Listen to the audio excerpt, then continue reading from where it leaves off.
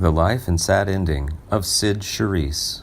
Cyd Charisse, born Tula Ellis Finklia, was born on March 8, 1922, in Amarillo, Texas, the daughter of Leela and Ernest Enos Finklia Sr., a jeweler. Her nickname, Cyd, was taken from Thomas Gerald Finklia, her younger brother.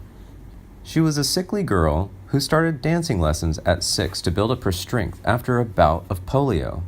At 12, she studied ballet in Los Angeles with Adolf Bohm and Bronislava Nijinsky, and at age 14, she auditioned for and subsequently danced in the Ballet Russe de Monte Carlo as Felia Sidorova and later as Maria Istomina. During a European tour, she met up again with Nico Charisse, a young dancer she had studied with for a time in Los Angeles. They immediately entered a romance, and afterward they married in 1939 and had a son named Nicky. He was born in 1942.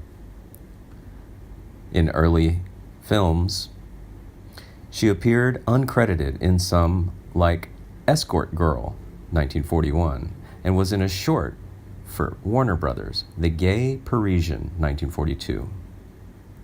The outbreak of World War II led to the breakup of the ballet company, and when Charisse returned to Los Angeles, David Lichine offered her a dancing role in Gregory Radoff's Something to Shout About, 1943, at Columbia. This brought her to the attention of choreographer Robert Alton, who also discovered Gene Kelly.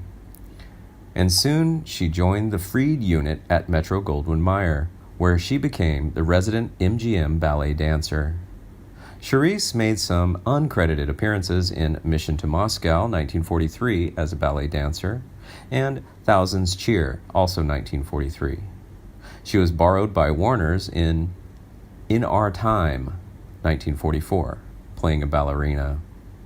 Next, Charisse was a ballerina in Siegfried Follies, produced in 1944 and released in 1946, dancing with Fred Astaire. Feedback was positive, and Charisse was given her first speaking part, supporting Judy Garland in the 1946 film The Harvey Girls. She followed it with Three Wise Fools, also 1946, and she danced with Gower Champion to Smoke Gets in Your Eyes in Till the Clouds Roll By, also 1946. She also had a supporting role in the Esther Williams musical Fiesta, 1947. Charisse was second billed in The Unfinished Dance, 1947, with Margaret O'Brien, but the film was a box office flop.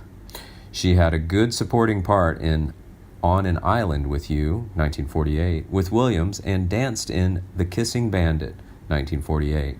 She had a supporting part in Words and Music, 1948 as well.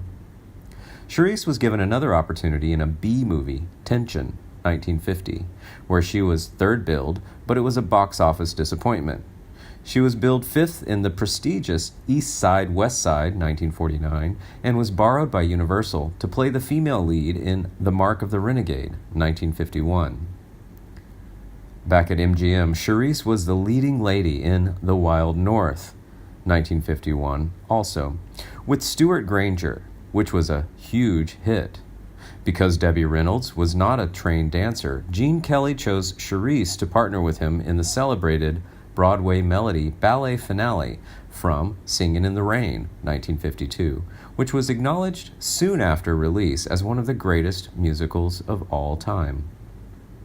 Charisse had an excellent role in Sombrero, 1953, as well as the lead female role in The Bandwagon, also 1953, where she danced with Astaire in the acclaimed Dancing in the Dark. It was one of her most memorable dance numbers, and Girl Hunt ballet routine. Vincente Minnelli directed. Charisse had a cameo in Easy to Love, released in 1953, then co-starred with Kelly in the Scottish-themed musical film Brigadoon in 1954. Directed by Minnelli. It was a box office disappointment. She again took the lead female role alongside Kelly in his MGM musical It's Always Fair Weather, released in 1956, which lost money. In between, she made an appearance in Deep in My Heart, 1954. Charisse co-starred with Dan Daly in Meet Me in Las Vegas, 1956, which also lost money.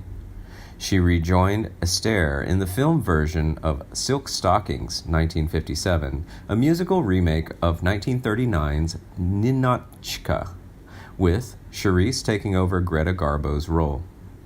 Astaire paid tribute to Charisse in his autobiography, calling her a beautiful dynamite and writing, "That Cyd, when you danced with her, you stay danced with." The film was well received but lost money for MGM. Charisse had a slightly unusual, serious acting role in Party Girl, 1958, where she played a showgirl who became involved with gangsters and a crooked lawyer, although it did include 2 dance routines. It was far more profitable for MGM than her musicals. She went to Universal to co-star with Rock Hudson in Twilight for the Gods, 1958. After the decline of the Hollywood musical in the late 1950s, Charisse retired from dancing but continued to appear in film and TV productions during the 60s.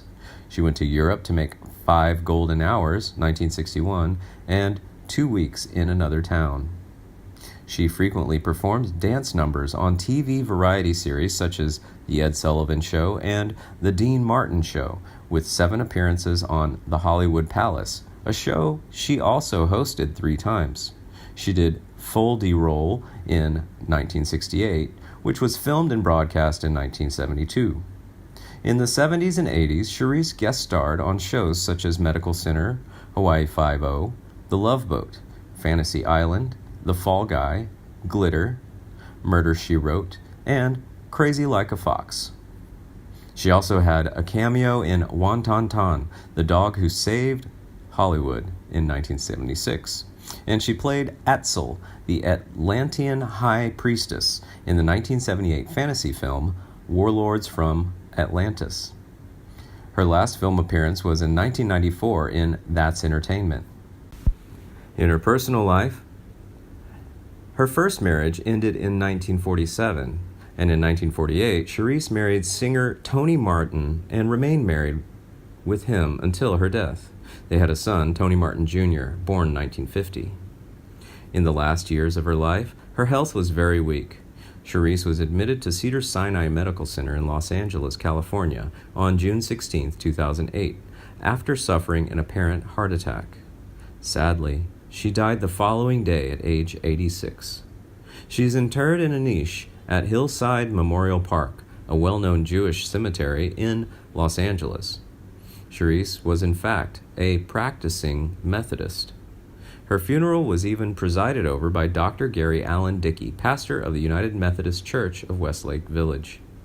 She was awarded a star on the Hollywood Walk of Fame at 1601 Vine Street on February 8, 1960.